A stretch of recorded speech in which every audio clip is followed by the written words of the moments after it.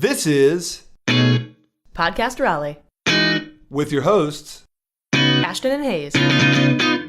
You know, there are some amazing chambers across the country, but chambers typically meet the needs of their community. And so you just because you've been involved in a chamber in another city or town doesn't mean that they were necessarily doing all that we do. Welcome into Podcast Raleigh. In this episode, we talk to Adrienne Cole, CEO of the Raleigh Chamber of Commerce. You'll learn as much about the chamber as you possibly could in 1 hour, and we even managed to hear a bit about Adrienne the adventurer. Adrienne Cole has been a singer, a European backpacker, a kayaker, and a whole lot more in her life, but currently she's mostly a well-loved mom.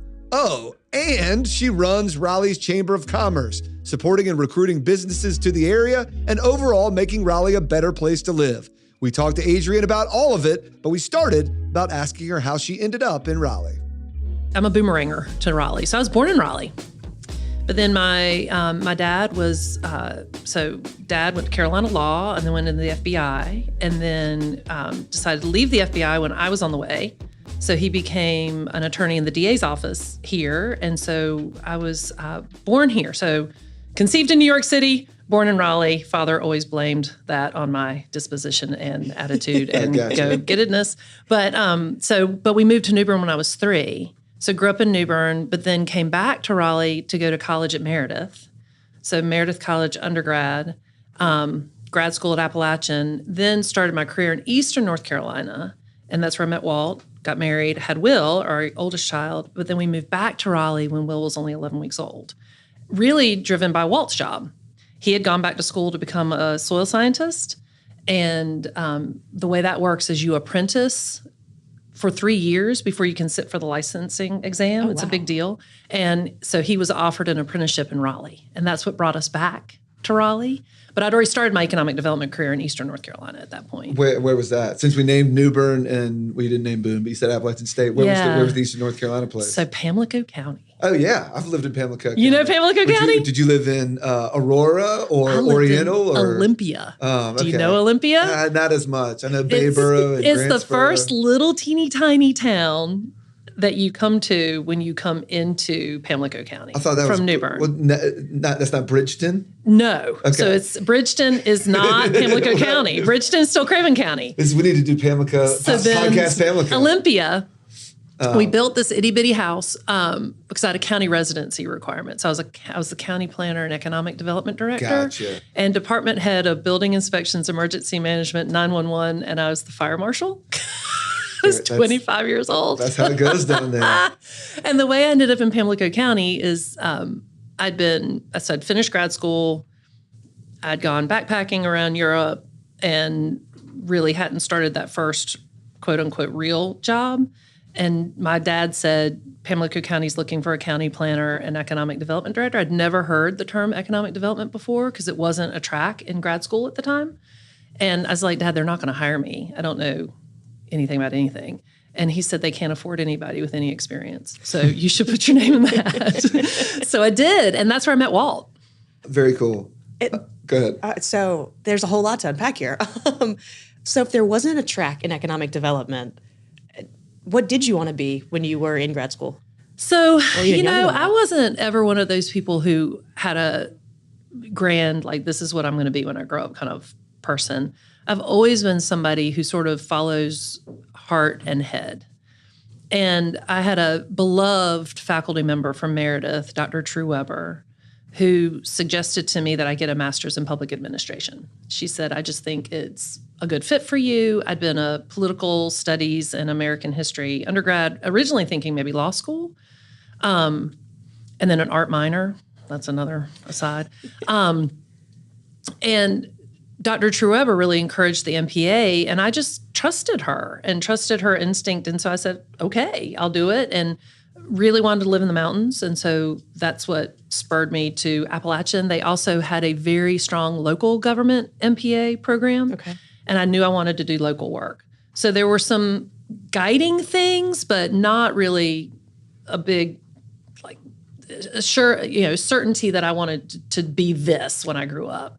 And so I got the MPA and then certainly had studied sort of local government work, city county management, but also nonprofit management in that MPA program. And so I had the credentials, and then when the opportunity presented itself, but economic development wasn't a track then. It is now in MPA programs. My concentration ended up being nonprofit management. Okay. Which has worked out well for me. And then when I was in that role in Pamlico County was when I was first introduced to economic development, started working with other regional economic developers in Eastern North Carolina, many of whom I'm still connected to and friends with today. Many of them became mentors. It really set me on the course for what has become my career and avocation as much as vocation. And it sounds like you could have just as easily been a fire marshal or chief of police or something. What drew you towards the economic development side of things? Well, and I think you have to be open to opportunity.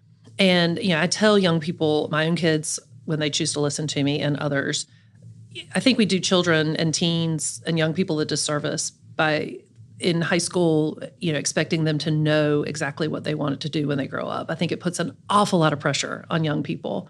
I think it's more important to become a critical thinker and have strong writing skills and problem-solving skills and be able to work on teams, and then trust your competence and the people who are your champions, like Dr. True Weber was for me, and then be open to opportunity.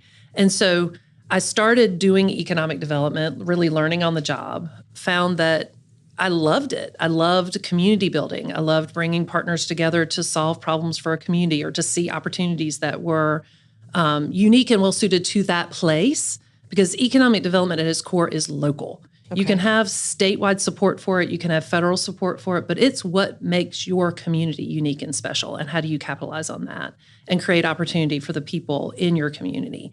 But I did have a fork in the road. So I'd been working in Pamlico County, doing the county planning stuff and economic development and all these other things. And had been there for a few years, and it was time for the next opportunity.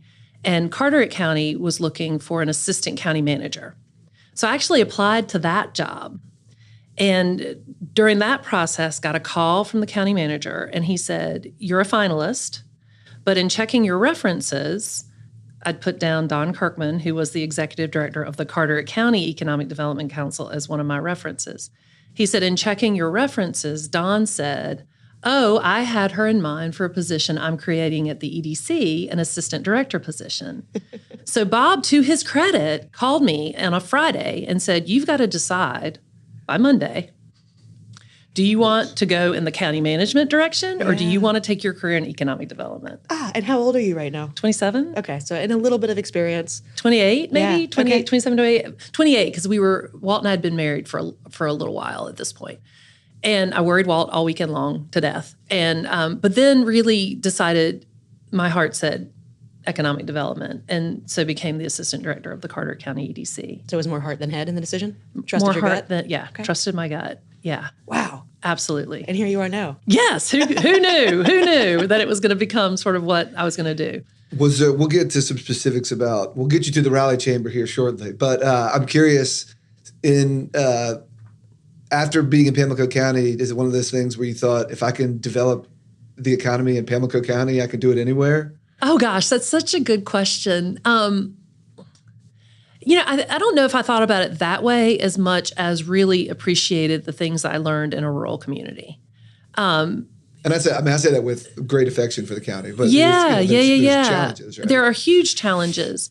I mean, I think I learned that, the comment that I made about it's local, and that economic development looks different depending on what community you're in and how you can maximize what those opportunities are. I understood and appreciated the value of partnership, because, economic development is not something you do by yourself. It requires a lot of partners in whether they are county employees and county commissions or city councils or academic partners or other nonprofit partners. And I utilize those skills today.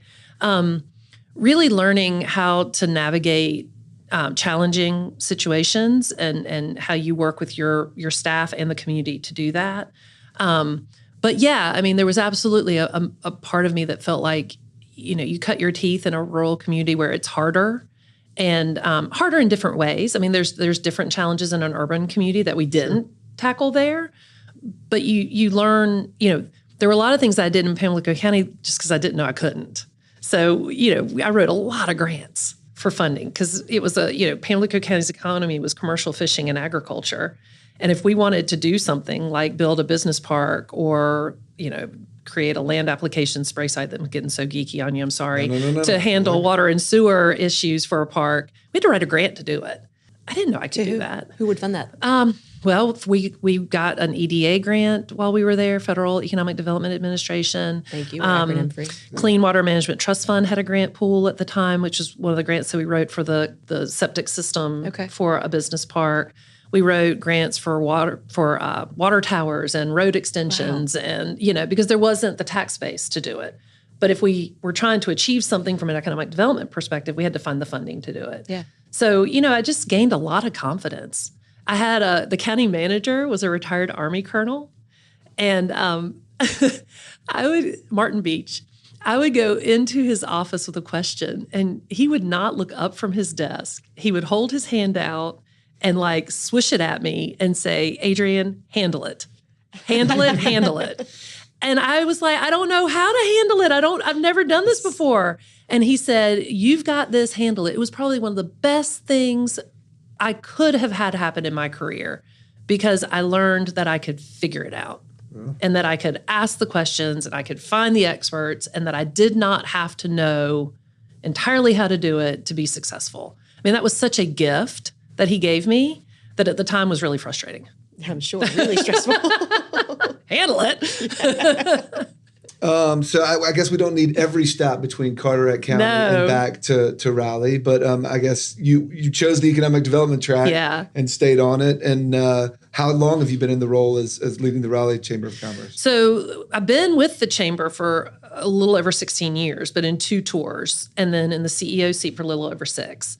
So when Walt and I moved back to Raleigh, I took another job with Meredith College for a while, which was great because I had a newborn baby, and Meredith is amazing, and I was working in their institutional advancement department, but really missed economic development. So I reached out to the then executive director of Wake County ED, Ken Atkins, and said, "I'm interested in getting back into it. Can you keep me in mind?" I knew Ken from the statewide association, and he said, "Meet me for lunch." Oh, wow. And that's what brought me to the Chamber in the Raleigh economic development role. So we have a partnership with the city of Raleigh to run their economic development program. And that was the role that I entered into when I started at the Chamber. So I ran Raleigh economic development for 7 years. I was Chamber employee working through the partnership with the city. At that time, Charles Meeker was mayor. I worked closely with Charles on a lot of projects. But that's what brought me to the Chamber the first time. So 7 years, then left, went into the private sector for 3. And then when Ken retired, got a call from Harvey saying, "Hey, I'd like to talk to you about the Wake County economic development role." And so brought me back. And so then I was in Wake County ED role for 3 years. Thought that that's where I was going to stay. Wasn't expecting to move into the CEO seat, but have been in it for over 6 years, and it's been an amazing, amazing gift. And so when you think about, if you were to explain economic development to a 6-year-old, is it just the recruitment of business to the area? What all goes into what economic development is? Yeah, it's a really great question. Again, based on where you are and what your community needs, but it's really addressing the many puzzle pieces in a community that are needed to drive investment and job creation. So it's really about economic opportunity for the citizens in your community, economic mobility, it's placemaking, it's creating the product that's necessary for companies to be successful. And it isn't just the recruitment of new companies, it's the support of existing companies. And for us, it can be a 1 and 2 person startup or a small business that's only ever going to have 20 people up to the largest employers.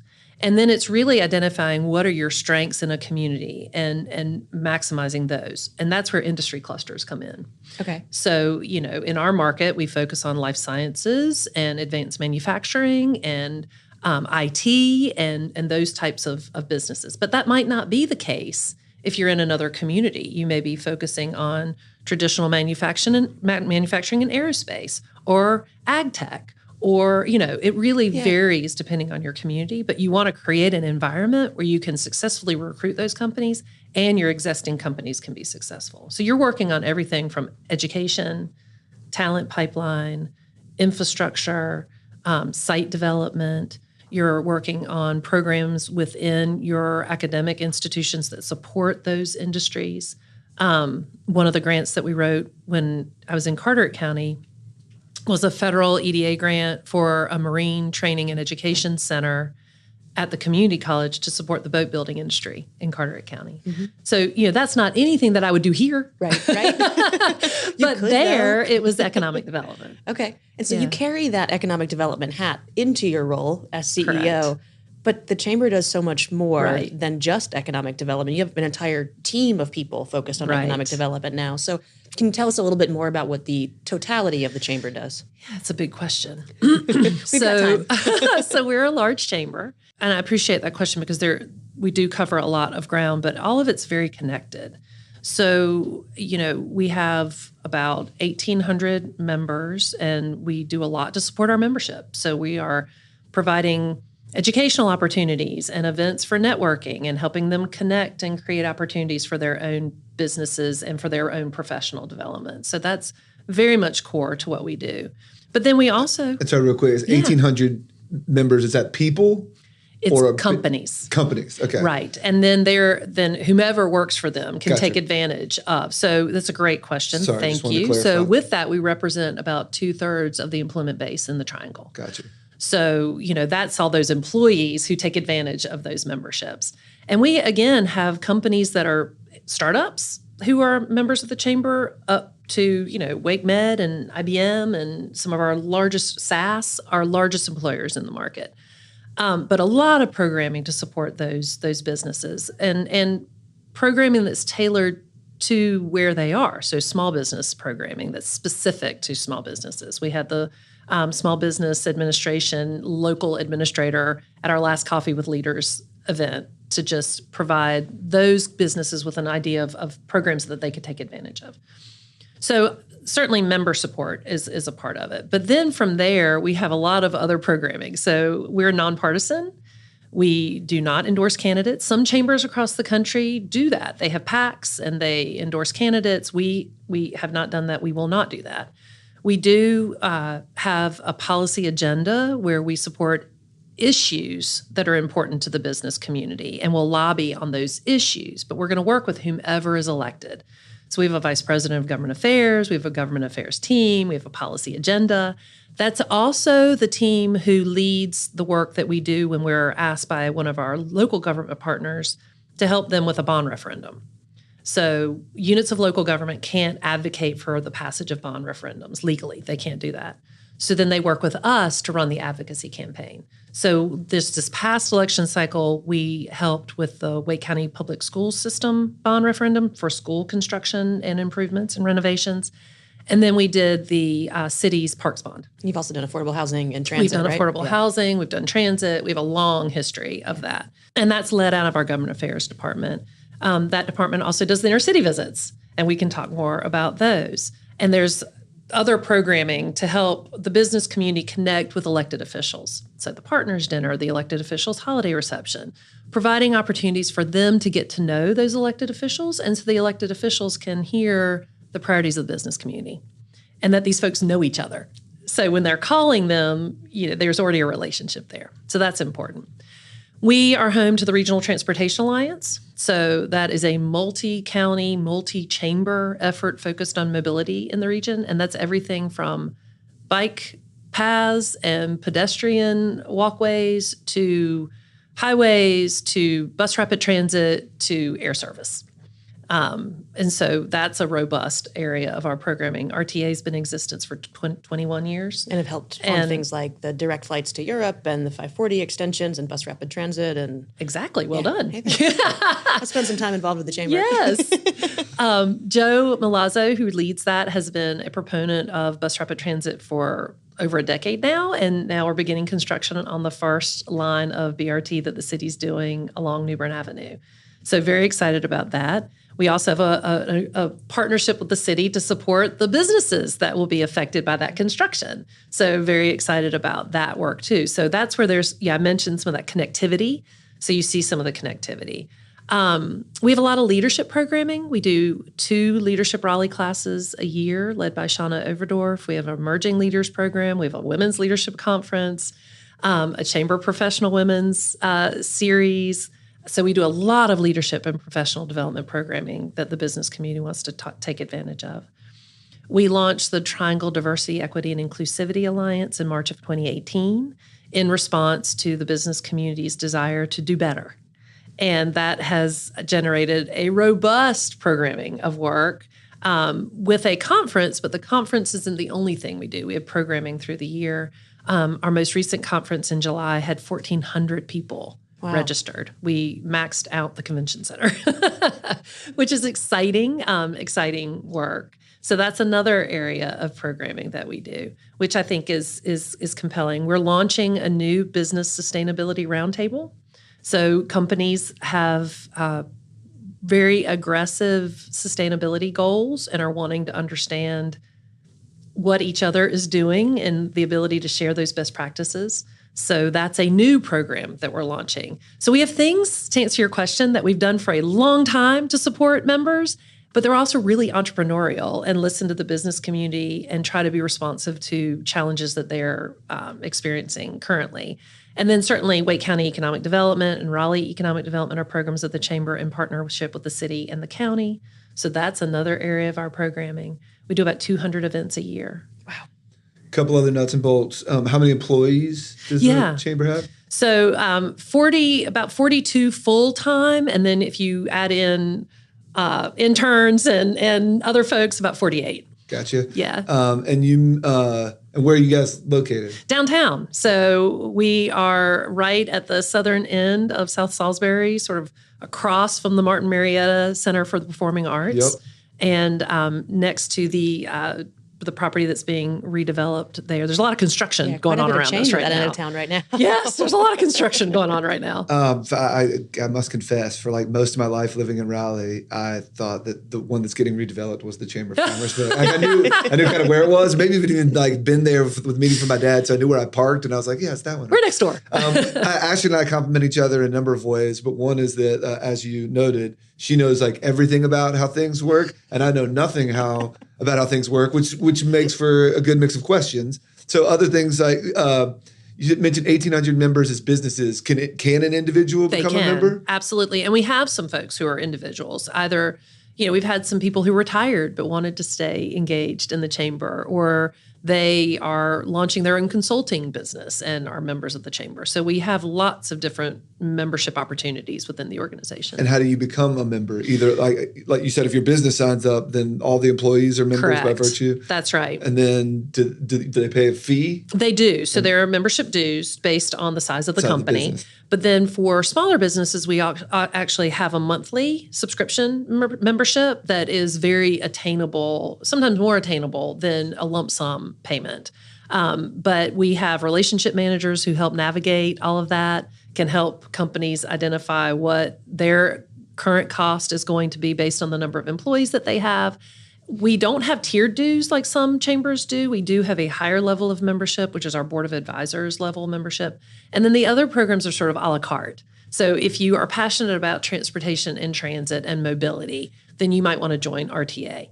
If you've got a real corporate commitment to diversity, equity, and inclusivity, you might want to join the DEI Alliance. So companies then can decide where they want to plug in. Gotcha. And are you funded totally by memberships, or? We are. The only place that we have public funding is in our economic development work. And so we have a public-private partnership with the city of Raleigh and a public-private partnership with Wake County. But the bulk of the funding for those programs comes from the private sector.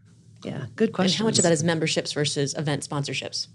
So in terms of the total revenue for the chamber? Yeah. So if you include the restricted funds, so RTA is a restricted fund, the Wake County Economic Development, City of Raleigh, all of those. If you include that in the overall total, then sponsorship events are about a third. And so that's where the sponsorships would be, membership about a third, and then the restricted funds about a third. If you take the restricted funds out, it's about half and half. Okay. Yeah. Yeah.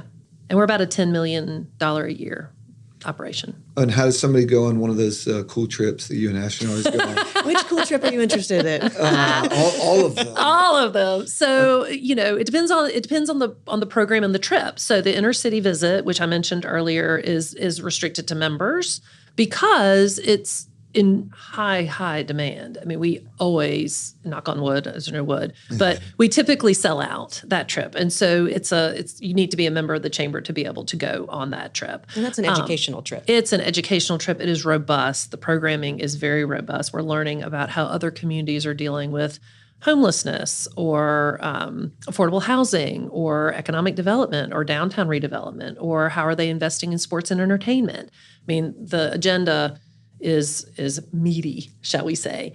So that's a members only opportunity. There are other things that we do that are open to non-members. There's a member and a non-member pricing, though. So there's an advantage to being a member when you go on those. And then there's annual leadership coming up, and that's right. It's a shorter distance trip. That's right. It's in To Wilmington. If you just want to go to Wilmington and hear from some Yeah. local leaders on what's going on. Yeah. I want to do all of them. Please do. Please do. Well, you can join the campaign. Usually what people's response is when they come to a chamber something or they hear all that we're doing is, I had no idea all you guys do. And there are some amazing chambers across the country, but chambers typically meet the needs of their community. And so you just because you've been involved in a chamber in another city or town doesn't mean that they were necessarily doing all that we do. And so getting engaged is important. I think what's one thing that surprised me kind of traveling and doing other things and talking to people in business communities and other places is our chamber is really special. It is really, you guys do so much with an incredible staff of people to do it, but it's so different than a lot of other chambers. It is. And it's sort of cliche, but I say you've seen one chamber, because they're just all so different. And I really appreciate your comment, Ashton. The team of people I get to work with every day, they are so fantastic. They are mission driven. They love this community. They're service minded in that they just want to help. They want to help you be successful. They want to help you get the information that you need. They are an inspiration to me every day. They make my job fun. What parts of your job are not that fun? Oh gosh, what a good question. So I don't know that any of it isn't. I mean, there's degrees of fun, right? So, and how you characterize fun. There are some fun challenges. Right? I mean, we're a rapidly growing market. We're anticipating growing 70% in the next 30 years. With that comes some challenges that we are at the seat. We have a seat at the table in addressing. I don't know that you would characterize them as fun, but what an opportunity. What an opportunity to be at the table. And so I get jazzed by working on them. So I guess by, association, that's sort of, if you're jazzed about something, it's, you're having fun, even if it's hard. Yeah. Right. And so, we're growing rapidly. We have so much opportunity, but we also need to address challenges around infrastructure, around affordability, around housing. We need to meet the transportation needs of the community. There are things like we can't afford to become sort of fat and happy and complacent and think that these things are going to be addressed by themselves. Do you get the sense that there is kind of unanimous consensus across the region of that need that we need to keep working on these things? Or do you kind of run into people who feel like what we have is fine the way it is? Yeah. I mean, the second. Yeah. I do run into people who are like, well, we're good. And I'm like, it scares me to death. Yeah. I chair the Metro Cities Council of the Association of Chamber of Commerce Executives. So that's our national association. And the Metro Cities Council are the big chambers across the country. So I hear what my colleagues are dealing with across the country, whether it is gridlock because they didn't invest in transportation correctly, or if it's because, from a policy perspective, their communities have become very unsafe, or they're not addressing the needs of our housing insecure, or, whatever it is, we cannot afford to become complacent here or or fat and happy. Yes, we've got a fantastic community, and we've been winning great economic development projects, and the economy is strong, but we can't afford to take that for granted. You mentioned you guys are apolitical. Mm-hmm. Has that become more challenging recently? It has for everybody, hasn't it? Not for you specifically, but I imagine people are probably more likely to, go find out what party people are registered in if they don't like what you're doing, especially, and then they can also find you something about you that they can use to draw other people. Has that become a challenge? Yeah, I just think the polarization of our society in general has become more challenging, and how you kind of navigate through that in a calm, consistent way is really important. I think that we have worked hard to identify those priorities of the business community and stay true to those. And at any given time, that might frustrate people on either side of the aisle. And that's okay, and at any given time, they're going to like what we're working on. And that's good too. I think we've really, really tried to stay true to what are we hearing from our businesses? What are their priorities? Where are their areas of focus to meet their talent needs, to identify the talent pipeline that they're looking for, to have the environment where they can be successful? And do our policy priorities align with that? And then that's our North Star. So when you think about those things, affordable housing, transportation, education, economic mobility, the chamber has what seems like an influential role rather than a role of, you're not writing the policy necessarily, you're not enacting the policy. No. How do you count wins and losses in that? That's a really good question too. Y'all have got good questions. Thank you.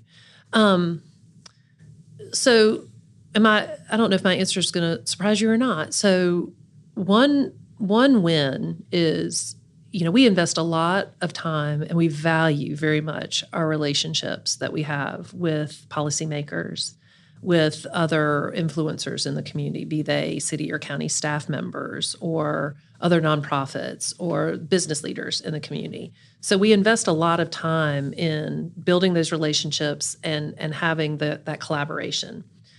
So a win is having a seat at the table to be able to share the thoughts and interests of the business community. A win is having the reputation and being seen as an honest broker, so that when we are sharing an opinion of the business community or a position of the business community, that we're being heard. I think all of those are wins.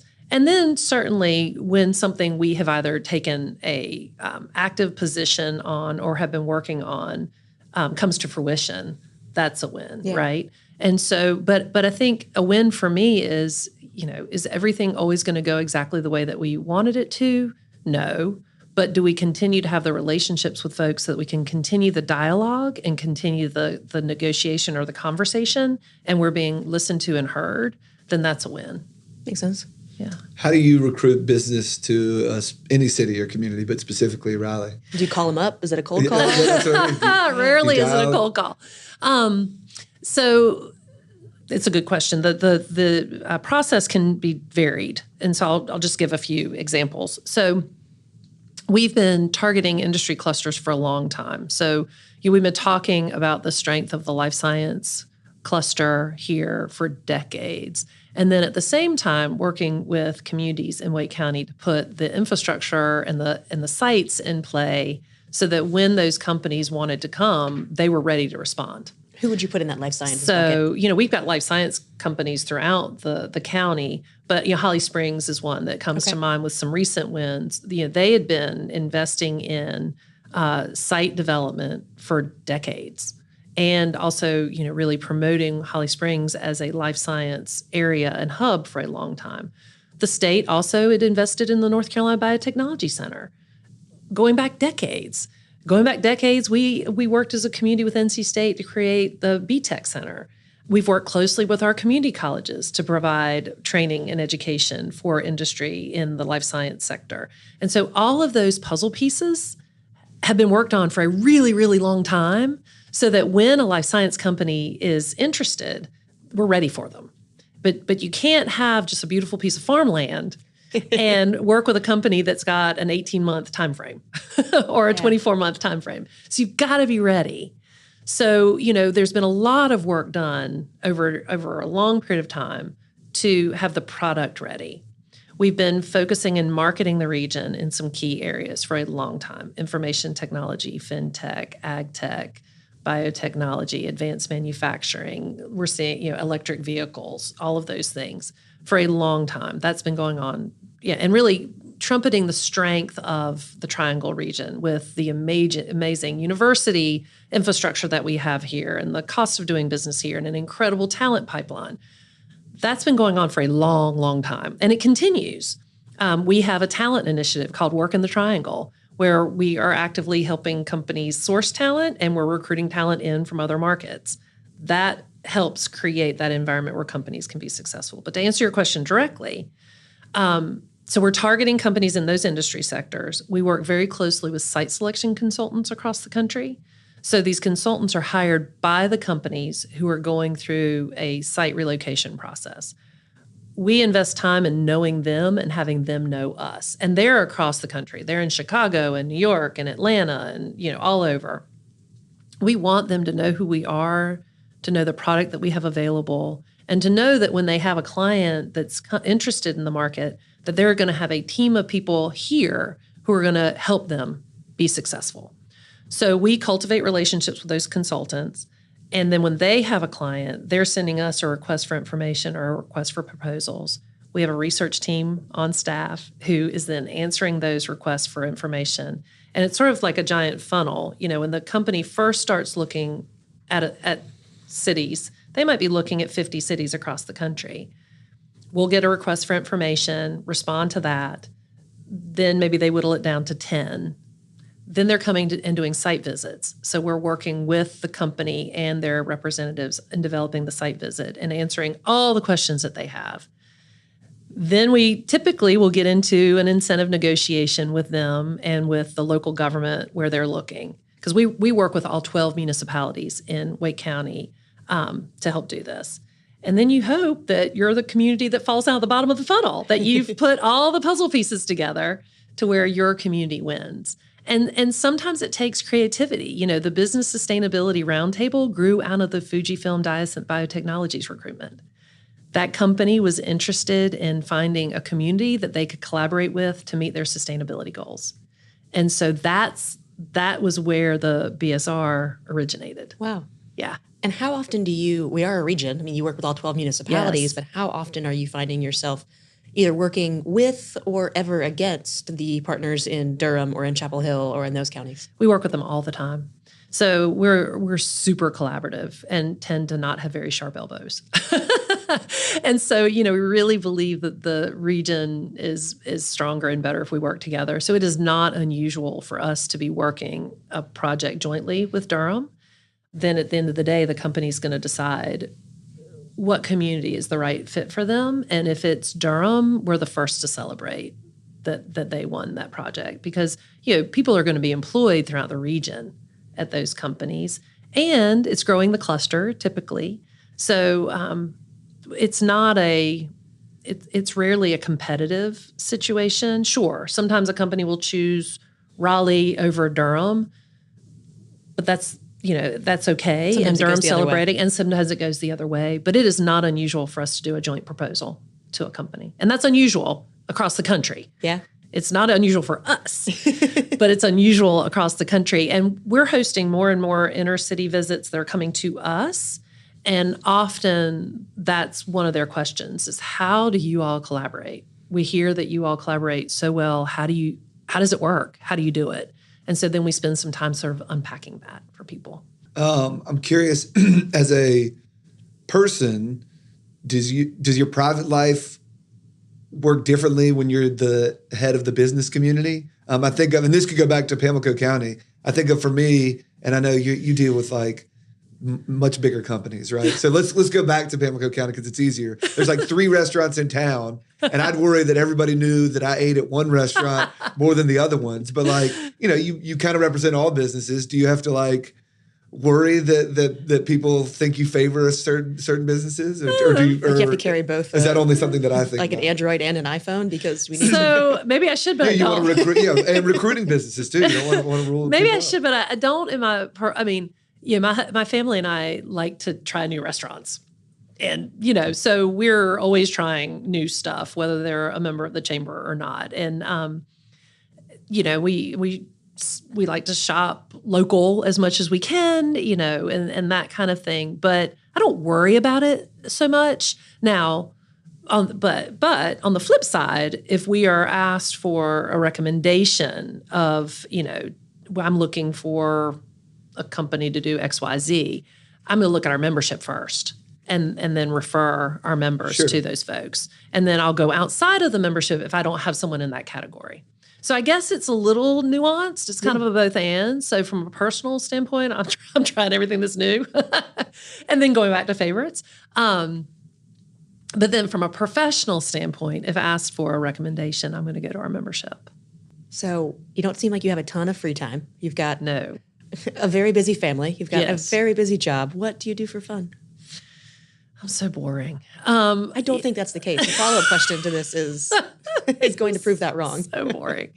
I really enjoy spending time with my family. One of my favorite things to do is spend time in the mountains hiking. I love to hike. The mountains just sing to me. I just love them. It's my place. North Carolina mountains. Yes, Do you have a favorite spot? So, I always loved Watauga County, but I've kind of fallen in love with Ashe County and Lansing. And I just love that little community there. I'd never been to Sparta, so we're going to Sparta for Labor Day weekend. Just rented a little Airbnb and going to check that out. So any chance I get to go to the mountains. I mentioned that we live behind the North Carolina Museum of Art, and I love to walk up there. Walt and I enjoy cooking. I told you it's boring. And we have a bunch of children, and we inherit extra children, so the cooking comes in handy because I'm always feeding extra people, which is great too. So I enjoy reading, love live music. We're going to see Steep Canyon Rangers Friday night. Saw Billy Strings when he was at Cocoa Booth. He's amazing. All 3 nights? No, I wish. No, We'd been at the beach the first day, so we got back on Saturday and then went straight to Cocoa Booth so that we could see the show. Would you have gone to all? I feel Yes. Like, really? Yes. All right, respect. I feel like Hands I down. love those concerts too, but I feel like when somebody says they're going all 3 nights, that's like a different level of I music. totally fandom would than- have. Oh my gosh, she's amazing. No argument. Saw there. Nickel Creek a couple weeks ago at the art museum. Yeah. So we see a lot of live music whenever we can. And did I hear right that you once performed live music as well? 100 years ago, yes. Yeah. Yeah. I sang, again, accidentally. It was an accidental, so totally. So when I was in, I'm getting funny faces here on the podcast. It was total accidental. If I accidentally sing, someone tells me to It stop. was completely an accident. So in graduate school, you end up, especially grad school in Boone at the time, it was sort of a tight-knit group of folks, and we would get together for potluck dinners, and inevitably people would bring instruments, and there'd be a little jam session that would happen. And I would just sing with everybody else. I was not a soloist at all, and I did not play guitar. So I would just sing. And there was an open mic night in Boone at the Caribbean Cafe on King Street, which is also kind of funny that there was a Caribbean Cafe in Boone at the time. Sure. But there was. It's not there anymore. And this fella, Tom Ure, ran the open mic night. And so I was there with my friends, and the place was packed. And they put my name on the list to sing without telling me. And so then I hear, and now we're going to hear from Adrienne Heiner. It was my maiden name at the time. Must have had enough liquid encouragement because I stood up and sang, crazy, right? Sang a song a cappella in a bar. What did you sing? What song? Roseville Fair. It's an old Bill Staines tune. I know Nancy Griffith version of it. Yes. Yeah. So it was an old Bill Staines tune. Yeah. How did you choose it? That's what happens. Okay. When people ask me to sing, it's like whatever comes in my head. So I sang it, and you could have heard a pin drop, and I thought, oh my God, I'm either really, really bad or they're enjoying it. And afterwards, Tom asked me to sing with his little band. And so that's how I ended up singing. Did you do any touring or anything, or just played around town? Mountains of North Carolina. So we did Belshare and Asheville. We did sort of, western part of the state. Yeah, Okay. It was fun. How long did it go on? a couple of years, I guess, Wow. while I was in grad school. And then I sang a little bit with some other folks after graduate school, but then life got busy. And then I just was singing lullabies to babies. There you go. Yeah. But you've been looking for a stage in Raleigh to perform on if somebody ever called, right? I'm so out of practice that would be terrifying. Yeah, but we could, if we wrapped it up into some sort of like chamber involved thing where we got like the leaders Chamber of Raleigh. talent show. Yeah. Yikes. That would be awesome. Your event team's 100%. already mad But at me. what's really cool is there's this neat listening room in Lansing, Primavera Roadhouse, and I've gotten to know the person who leads it and put him in touch with Tom Ure. So Tom actually, and his, so he's still got an acoustic thing going. So they actually performed at the Primavera Roadhouse a couple of months ago, and I got to see him again, which was so neat. Oh, wow. Then another friend of mine, Jay Brown, he performed. I connected them. They performed. Jay was somebody else I used to sing with back in the day. Jay's amazing. And these guys are still doing it. Like they're still making a living in music, which is commendable. Wow. So cool stuff. Well, it sounds like you really love the outdoors as Yes. well. I heard some tale of you kayaking the Everglades. Yeah, that's one of those, like, I've done it. I don't ever need to do it again. Okay, yeah. How did you decide to do that? It seems like a way to die. Well, yeah, and they make you notify your next of kin before you go. How old were you when you decided to do this? I was also in grad school, so I would have been, 23-ish? You had a busy grad school. 24. I had a lot of fun. So, again, people probably think this is nuts knowing me now, but it just sometimes things felt right, And so a buddy in Boone who guided whitewater rafting tours decided to take a trip to the Everglades between Christmas and New Year's. So we literally put a canoe on the top of my Subaru Loyale 5-speed and drove it from Boone to the Everglades. Wow. And then went canoeing in the Everglades until we couldn't stand it anymore. Because there's big alligators. Yeah. And big mosquitoes and big spiders. And so then we were like, okay, we're done with this. So we hauled the canoe out. I'll never forget, this older couple in like a burgundy minivan took pity on us, stopped, put our canoe on the roof, drove us back to the parking lot, and then we went to Key West for New Year's. That seems like the right way to end that trip. Wow. But I've got a picture. I can send it to you. That's amazing. That's amazing. So do you have any other favorite adventure memories? Oh, gosh, there's so many. I mean, so backpacking after grad school just saved my pennies and went backpacking, and that was amazing. You just meet amazing people and stay in amazing places.